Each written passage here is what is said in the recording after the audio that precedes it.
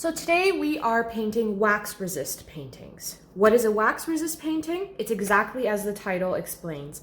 We are going to be using wax drawing materials, such as crayons, to actually create a drawing that will then resist our watercolor wash right over.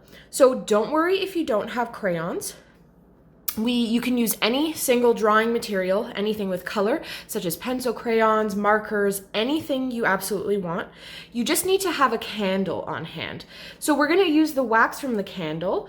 You can use a colored candle if you want. It will change the color of your drawing a little bit, but maybe that will actually make it a little more exciting and imaginative. But you're just going to make sure that you rub the wax and you're going to press pretty hard over what you've drawn. Now, you want to make sure that you cover absolutely everything you've drawn on your paper with wax. Otherwise, when you do your watercolor wash, it won't resist. It could actually bleed, the water will bleed into what you've drawn, and then it will make the colors run all over your paper. Okay, so whatever you are using to draw, it's totally fine. You just want to make sure you give a really, really hard and thorough coverage or scrub with wax from your candle. Okay. But I'm going to use crayons today because I do have them on hand. And then I'm going to use watercolors. Again, if you don't have watercolors, that's totally okay. If you have water with any food coloring that you maybe use to make colored icings for birthday cakes or anything like that, that will absolutely work for what we're going to use today. You just want to make sure that you're experimenting with that resist technique and you're adding that background wash color that you want on your actual painting. Okay, so you could do absolutely anything you want as well for your theme or your subject for the day. You can do a beautiful sunset on the beach. You could actually draw that water landscape, have your boat in the background and do a beautiful sky wash or even the water wash. If you'd like, you can do a sunset and you could draw birds in the sky, clouds, your sun with your crayons or your wax, and then you can do a beautiful colored wash with your watercolors of the reds and the purples and the pinks that we see in our sunsets. So it could be absolutely anything you want, but today I'm going to focus on fireworks. I love fireworks. I love the night sky. So that's what I'm going to focus on today as my theme or subject for my wax resist drawing / painting. Okay, so I'm going to start by actually drawing my fireworks. I'm going to start with one color. I'm going to do just little swooshes. What I love about drawing fireworks, they don't need to be perfect. It's part of my favorite thing of drawing fireworks. And I'm just going to start with one color just to make it a little easier. And I'm going to do varied sizes, some big, some small. I like where this is. So I'm going to stop there with that blue. I'm going to go in with a color that I love to use with that blue. Go in like this. Add some more of these swooshes so they just look like the colors are bursting on your page. Okay, you could even do little guys, just like that. Okay, I'm gonna come in, I like this color as well. Ooh, that looks really beautiful. I like that. But I'm gonna do a couple more different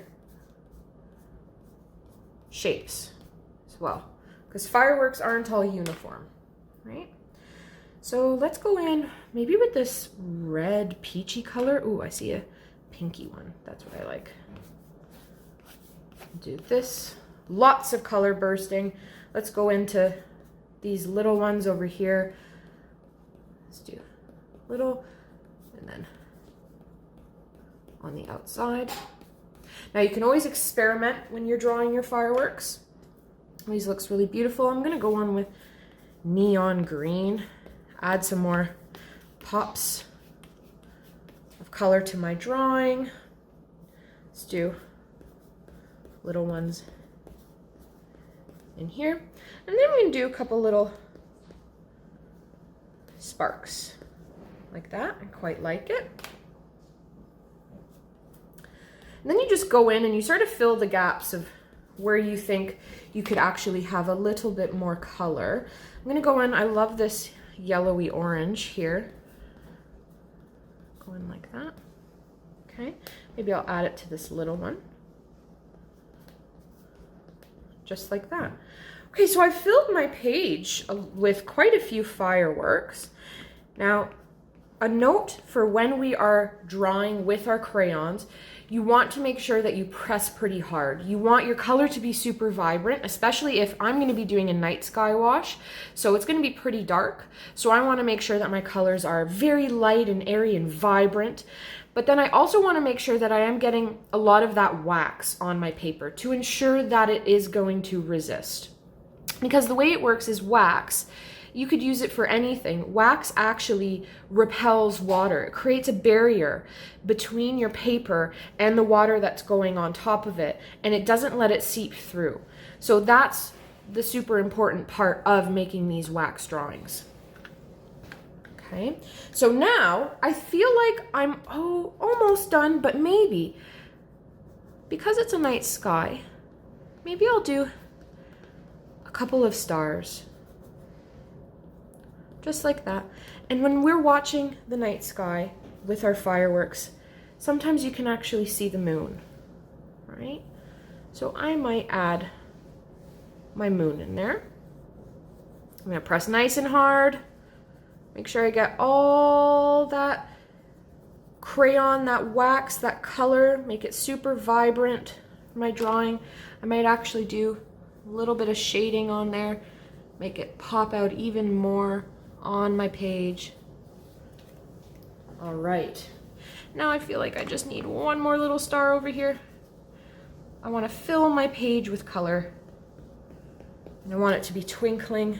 Maybe I could do a bit of a shooting star, just like that. Got to press hard when I use my crayon. Beautiful. I've got my fireworks, I've got my moon, I've got my stars. Now it's time for me to do my watercolor wash. So I'm going to try and make as much of that color as I possibly can, because I don't want to keep mixing, but I also don't want too much water. So I've got a bunch of different watercolors. I basically am using whatever I've got on hand. If you're using food coloring, just make sure you test it out on some paper. Get whatever darkness you want in there. The darker you want it, you're going to have more food coloring in your water. If you don't want it as dark, you're going to put less food coloring in your water. If you feel like you made it too dark already and you're saying, oh man, just add more water, okay? So I've got my pool of water going here. I'm going to try and pull the darkest colors I've got here. Use some purple. I like mixing with my night sky. If you want to use just straight black paint, that's totally up to you. But I'm going to try and make it interesting and add all these beautiful colors that the night sky tends to pick up. Right? Sometimes when I look in the sky, it's got this beautiful purple. Sometimes I notice it's got a beautiful dark blue, almost like a navy color. Right? So I'm going to try and mix all of that together, because some spots might pick up some more purple, some spots might pick up some more of the blue. See, like that looks super purple and I'm really liking it. So do you see how it's bubbling a little bit on my crayon drawing? That's the wax doing its work. That's it resisting that water that's going right over it. Now, I think my watercolor wash can deal with a bit more darkness, so I'm going to add more paint to my water. That's looking really cool. I'm super happy with that. I'm going to keep pulling as much. I'm loading my brush. When you put all of that watercolor on there and you see the brush soaking it up like a sponge, that's called loading your brush. So I'm loading my brush up with that beautiful watercolor wash. Look how colorful that's looking. I'm loving this. This is really good. I'm going to try and keep my brush stroke consistent. So I'm going to try going the same way over my drawing rather than crossing this way. Try and keep it consistent. If you find that you've covered your paper with your watercolor wash and then it tends to dry a little bit lighter, sometimes your watercolor will dry lighter than what it was like as you applied it, because the water made your paper look darker than it actually was. You can wait for your painting to dry and then go over it again, because if you go over with more water, it tends to kind of get a little bit soppy, and then it makes some puddles. All right, so I've got this beautiful watercolor wash over my crayon fireworks, my moon. I've got my shooting stars, twinkling stars everywhere, and I think this looks like a pretty beautiful watercolor wax resist painting, and I can't wait to see what your imagination brings up and thinks of to create your beautiful artworks as well.